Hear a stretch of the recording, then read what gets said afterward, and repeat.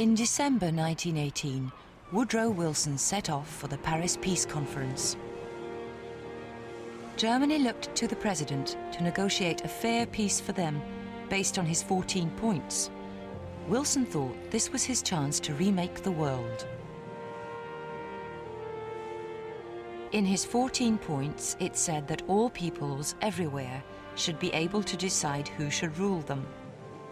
He also wanted to set up an international peacekeeping organization called the League of Nations to prevent another world war.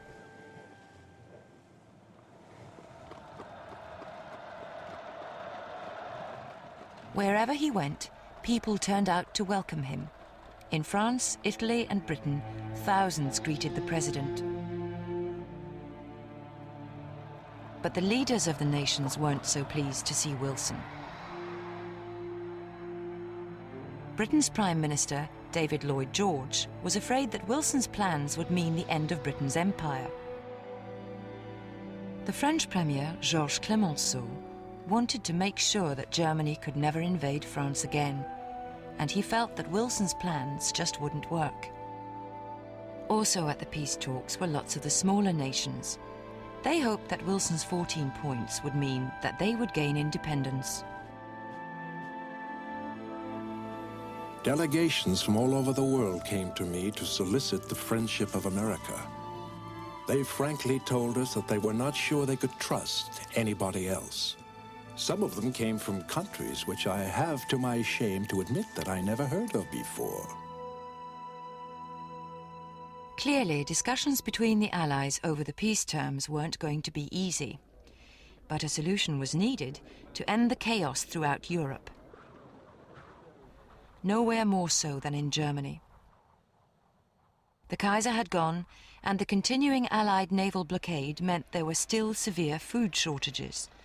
Different political groups were struggling for power. People were fighting in the streets of Berlin.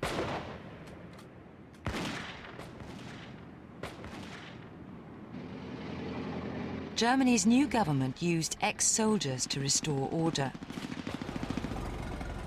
In just a few days, in January 1919, over 1,000 people were killed or wounded.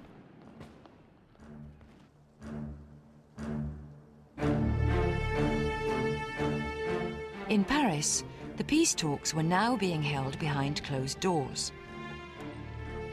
And Wilson was giving in on one point after another.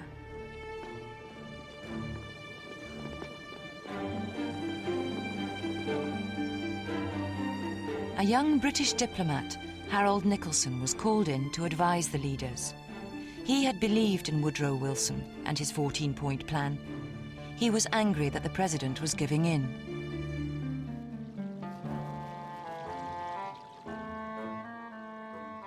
The door opens. A grand room with the windows open upon the garden and the sound of water sprinkling from a fountain. Clemenceau, Lloyd George and President Wilson had pulled up armchairs and crouch low over the map.